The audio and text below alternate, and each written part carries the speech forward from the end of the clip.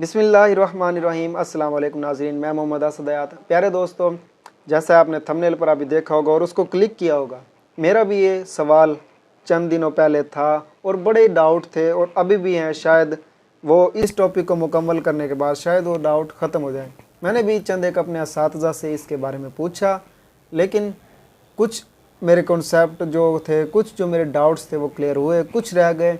आज वो ही topic discuss करेंगे जो कि सरकार वासिफ़ अली वासिफ़ रहमतुल्लाह अलैह की किताब दिल दरिया समंदर के अंदर 46 नंबर पर है, वो है सब्र।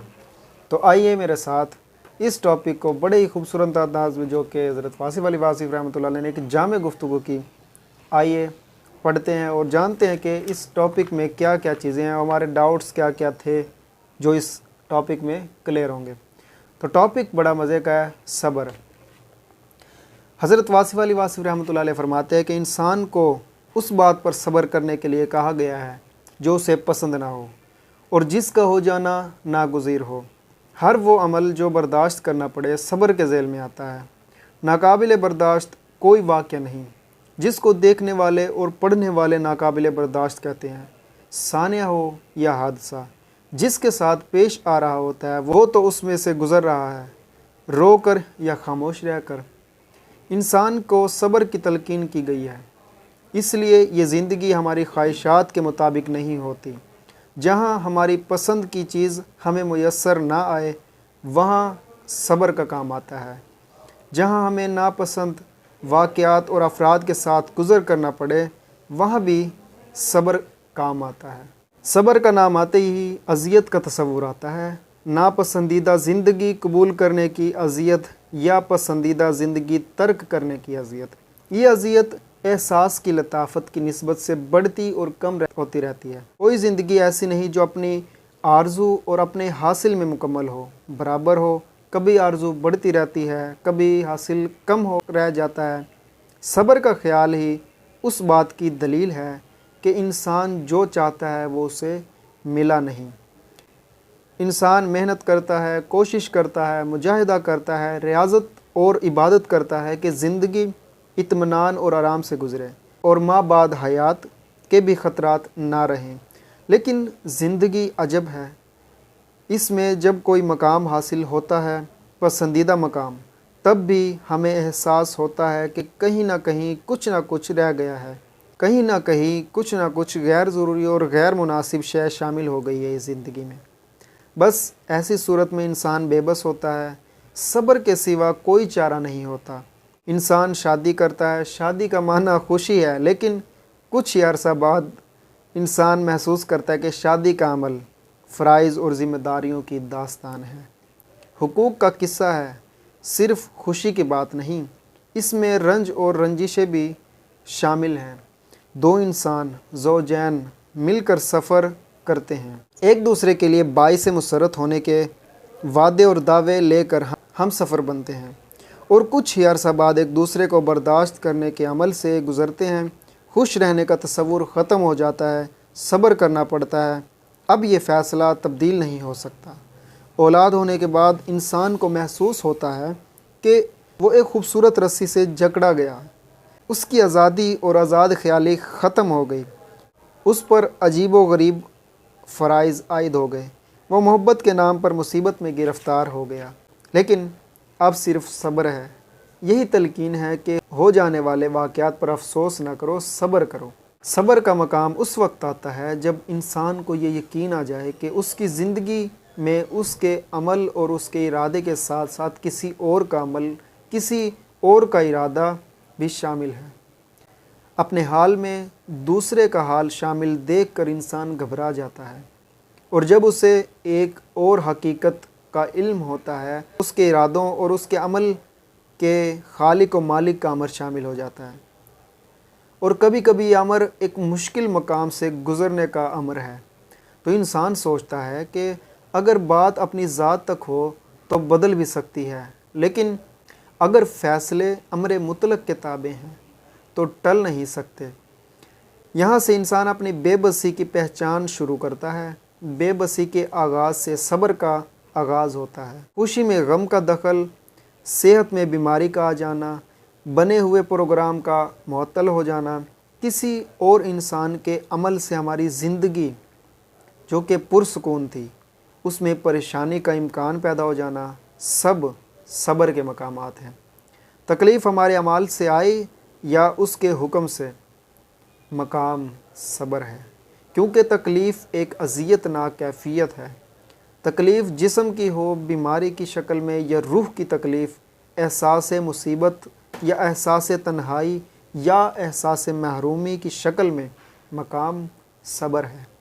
इंसान जिस हालत से निकलना चाहे और निकल ना सके वहाँ सब्र करता है। जहाँ इंसान का इल्म साथ ना दे, उसकी अकल साथ ना दे और उसका अमल उसकी मदद ना कर सके, वहाँ मजबूरी का एहसास उसे सब्र के दामन का आसरा तलाश करने की दावत देता है। सब्र का तसव्वुर दरअसल सिर्फ़ एक मजबूरी ही का एहसास नहीं, सब्र के नाम के साथ ही एक और ज़ात का तसव्वुर वाज़े तौर पर सामने आता है कि हम अपनी ज़िंदगी में सब कुछ नहीं कर सकते। हम अपनी ज़िंदगी के मालिक होकर भी मालिक नहीं, हम मुख्तार होकर भी मुख्तार नहीं, हम कुदरत रखने के बावजूद कादिर नहीं। हम और हमारी ज़िंदगी हज़ार हा और ज़िंदगियों के दायरा असर में है। हम और हमारी ज़िंदगी एक और ज़ात के इरादे के ताबे हैं और वो ज़ात मुतलक है, उसका अमर गालिब है। वो जो चाहता है करता है, हमारे साथ, हमारी ज़िंदगी के साथ, हमारे ज़ाहिर के साथ, हमारे बातिन के साथ, हमारी तन्हाई के साथ, हमारे गिरदो पेश के साथ, हमारे वालिदैन के साथ, हमारी औलाद के साथ, हमारे हर ख़याल के साथ। और वो ज़ात चाहे तो हमारे मर्तबे अज़ाब बना दे और चाहे तो हमारी गरीबी और गरीबुल वतनी को सरफराजियाँ अता फरमा दे। वो ज़ात यतीमों को पैगंबर बना दे और चाहे तो मस्किनों को मुमलिकत अता कर दे। उस ज़ात का अमर और अमल अटल है, उसके फ़ैसले आखिरी हैं, उसके हुक्म के ताबे हैं। इंसान की खुशियाँ, इंसान के गम, इंसान की ज़िंदगी, इंसान की मौत, इंसान की मोहब्बत, इंसान के खौफ, इंसान के जज्बात और एहसासात वही ज़ात है जो इंसान को बार बार हुक्म देती है कि सब्र करो, यानी अपनी ज़िंदगी में मेरे हुक्म से पैदा होने वाले हाल को समझने से पहले तस्लीम कर लो। जो समझ में ना आए उस पर सब्र करो और जो समझ आ जाए उस पर मज़ीद गौर करो। सब्र की मंजिल एक मुश्किल मंजिल है।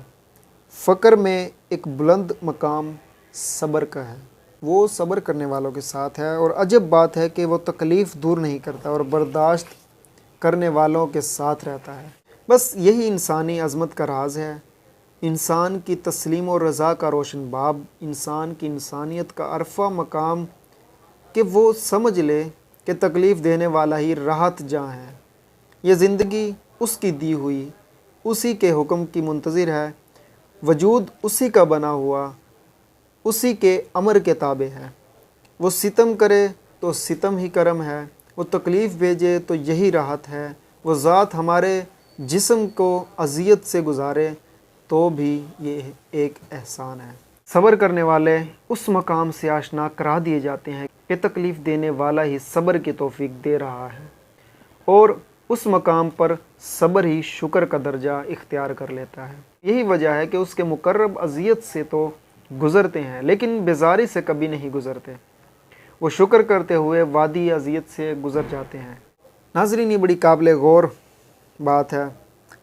दुनियादार जिस मकाम पर बेजार होता है, मोमिन उस मकाम पर सब्र करता है और मोमिन जिस मकाम पर सब्र करता है, मुकर्रब उस मकाम पर शुक्र करता है, क्योंकि यही मकाम विसाले हक़ का मकाम है कि इंसान का वजूद तीरों से छलनी हो, दिल यादों से ज़ख्मी हो और सर न्याज़ सजदा में हो कि ऐ खालिक, मुझे सब्र व इस्तकामत की मंजिल अता करने वाले, मुझे तस्लीम और रज़ा के मेराज अता करने वाले, तेरा शुक्र है, लाख बार शुक्र है कि तूने मुझे चुन लिया, अपना बंदा बनाया और सिर्फ़ अपना। तेरी तरफ से आने वाले हर हाल पर हम राज़ी हैं। हम जानते हैं कि हम और हमारी ज़िंदगी बेमकसद ना रहने देने वाला तू है, जिसने हमें ताज तस्लीम और रज़ा पहना कर अहले दुनिया के लिए हमारे सब्र का ज़िक्र ही बाइस तस्कीन रूह व दिल बनाया। बेकसी की दास्तान बनने वाले इमाम आली मकाम बेकसों के लिए चारा साज है। ये दास्तान अहले इल्म के लिए नहीं, ये अहले नज़र का मकाम है, अहले सब्र के लिए, अहले शुक्र के लिए, उनके लिए जो हर हाल पर राज़ी रहते हैं। जिन लोगों पर उसका करम होता है उनकी आंखें तर रहती हैं, उनके दिल गुदाज रहते हैं, उनकी पेशानियां सजदों के लिए बेताब रहती हैं, उनके यहाँ तकलीफ़ रहती है लेकिन उनकी ज़ुबान पर कलिमात तशक्कुर रहते हैं। मकामात सब्र को मकामात शुक्र बनाना खुश नसीबों का काम है। ऐसी खुश नसीबी कि ज़मीन वाले उनकी तकलीफ़ पर इजहार गम करें और आसमान वाले उन पर सलाम भेजें। सब्र वालों की शान निराली है, उनका ईमान कवी है, उनके दर्जात बुलंद हैं, उनके जिस्म पर पैबंद के लिबास हैं और उनके दर पर जिब्रील अलैहिस्सलाम जैसे ग़ुलाम हैं। अल्लाह सब्र करने वालों के साथ है, हमेशा से और हमेशा के लिए। बड़ी ही कमाल और जामे अल्फाज, जामे टॉपिक सब्र के हवाले से था, जो कि हज़रत वासिफ़ अली वासिफ़ रहमतुल्लाह अलैह की किताब दिल दरिया समंदर का लास्ट टॉपिक है। उम्मीद है वीडियो अच्छी लगी होगी। इसी तरह किताब दोस्त में मेरे साथ रहिए और मिलते हैं अगली वीडियो में अगले किसी खूबसूरत से टॉपिक के साथ। मुझे दीजिएगा इजाज़त। अल्लाह हाफिज़।